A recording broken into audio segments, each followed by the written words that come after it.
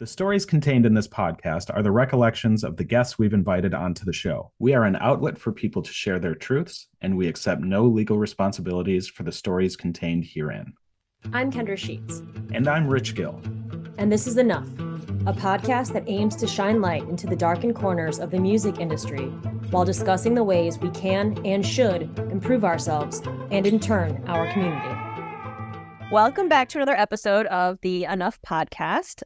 We are here unscripted, ready to go with our very last subtext of the year, and we decided that instead of doing our normal calling out of shitty celebrities who are legally in trouble or defining a bunch of words that are consistently changing in today's dialect, we're going to do something a little bit different. We're going to kind of wrap up this year with a hopefully interesting summary of the things that happened and some of the things that we're looking forward to for next year. Yeah, we've never done this before. So, we put the episodes out and then they just kind of live there and we don't ever really revisit them. We stay in contact with some of the guests and we talk about things that have happened with subtext topics to ourselves, but we never really go back and revisit stuff. So this is sort of our update on what happened this year and a summary of what we've done. So if anyone is an SNL fan, I don't know if you're familiar with Stefan, but I've had a rough couple of years ever since this podcast started, but I feel like 2023 is where we really hit our stride. Rich and I are really proud of everything that we put into the episodes this year. It started a little rocky where the first few months we were just back-to-back subtext episoding because we were having some problems with the planned guests that we had. So we didn't start off wonderfully, but we ended on a fucking bang, I think. Yeah, like you said, I think we really did kind of hit our stride this year and we sort of broke through with a couple really big episodes, one in particular, which, we're not big on accolades or anything like that, but we were the number Speak for one. Yourself. Just kidding. We were the number one music podcast on Spotify for an entire week, beating out other podcasts that we love to listen to. We got written up in Us Magazine, Rolling Stone. Us Weekly, let's get it right. Yeah, it wasn't Us Magazine, it was Us Weekly. And Rolling Stone and Spin, which is awesome. And I got to tell my mom that we were number one on music podcasts in Apple, and she was like, what is a podcast? That thing I've been working on for the last 2 years that no big deal. Sniff, sniff, cry. But yeah, so this year we, like Rich was saying, we had 12 different guests on by the time the year will end, which is great. They've shared their stories and hopefully they were able to feel a bit of catharsis with coming forward openly and publicly with their experiences. We had the one episode, which kind of changed everything for us and also changed the punk scene in a number of ways. We also had an ad in the Fest guidebook, which nods at that one episode that changed everything. And I do want to jump off as we're talking about Fest on kind of a side tangent really fast. I wasn't really sure I was going to go this year. I didn't go last year, blamed it on COVID, but it really was because I was kind of nervous. The podcast started during COVID, and I hadn't gone to Fest since before COVID. This podcast is not an easy thing to do, as we've talked about, and it brings things into people's view that are things people like to hide from themselves because they're hard topics to talk about, and they show sides of people that they may look up to that are really hard to stomach. So going to Fest this year, I was very nervous what was going to happen, if I was going to be confronted, if someone was mad at me, because I was all there alone. So I'm saying me for everything. Rich was happily up in Minnesota while I was basking in 85 and humidity. But I received a ton of positive feedback. And I really want to thank anyone who's listening right now that has been listening throughout this year, last year, who's been with us from the start. Anyone who down the line starts listening 2024 and beyond, we really appreciate you. And we're very aware this is not a super fun, interesting, yay podcast to listen to when you're feeling light and, wanting to go on a morning jog in the spring. There's some heavy shit in here every episode. And the fact that people keep coming back is just absolutely, I mean, we can't even express how that makes us feel. We are so, there are not words. I'm just so happy that there are people who are listening, who are receiving it. The feedback that I received from all of you guys at Fest was just so loving and caring and positive. Thank you so much. And we're going to keep doing what we're doing. And we hope that you all keep listening. And this sounds like I'm ending the podcast, but I'm definitely not doing so. We have way more to talk about. The end. No. Kendra, I don't know if you get a lot of this, but I certainly do. There are people I know who don't listen to the podcast because it's too heavy for them and they've For sure experienced trauma and they're like, I want to listen to it. I'm just not in a spot where I can. But even so, they're very appreciative that it exists and it's something that we're doing. So, even the people who don't listen to it that are super thankful that it exists, that means a lot too. And it's great to hear those things. Yeah, and for those people, if you have friends that really want to get involved in some way, but the guest and interviewee stories are just too much for them because they've experienced their own trauma or just because they can be very graphic, that's why we started Subtext. So we actually did some really cool stuff this year, getting our stride with Subtext. We have an episode where we talked about great books that we love that have helped us out, why we love them.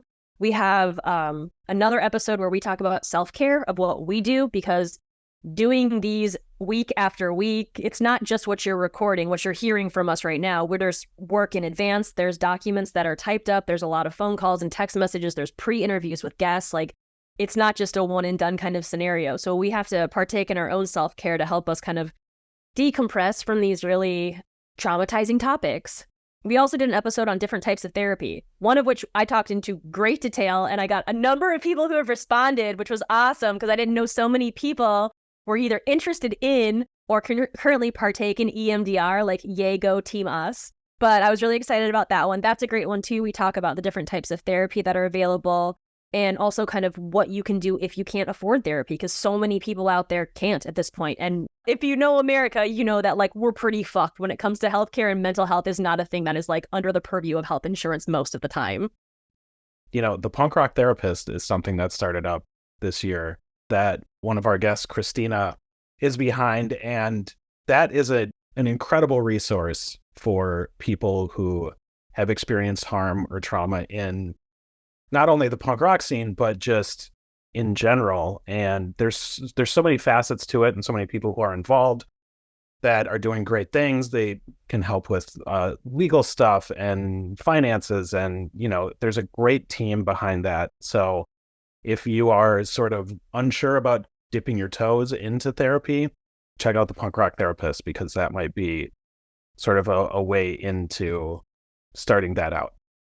They're very resource driven. So even if it's something where they'll talk to you for free, they'll give you some information and you can see what works for you and what doesn't. It's a great, like Rich said, jumping off point for something if you're confused about where to start, because that whole thing is a giant web of mess. So it definitely can be very confusing, and they're there to help.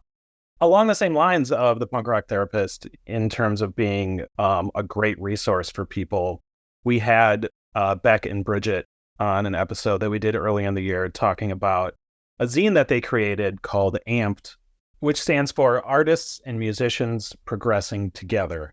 It's a great resource. You can find it online, and they bring together like all these different resources into one easy to digest place. So you're not going to different websites for what to do if, you experience something at a show, if you're assaulted, or if you witness someone being assaulted, what to do. It's all in one easy to read zine, and they were great to talk to. It was one of my favorite episodes, and yeah, check it out. I just can't say enough about them. And for anyone who's listening who we have not possibly talked to yet, situations like with this situation with Amped, with the punk rock therapist, these are all things that have started in the last year or two. They're bringing all these different resources together, and we very much want to be at the center of that to help out. So if you have something that you're looking to build, please reach out to us. We're happy to have you on as a guest, to talk to you, to possibly link you with other people. We're trying to grow a very beneficial network of people who are all working towards the same goal, which is safer spaces in our communities, be it music or just a regular everyday community. With everything that's going on in the world right now, this being 11/29/2023, if you are years in the future, you can take a look at what a fucking shit show everything is, not just national, on an international basis.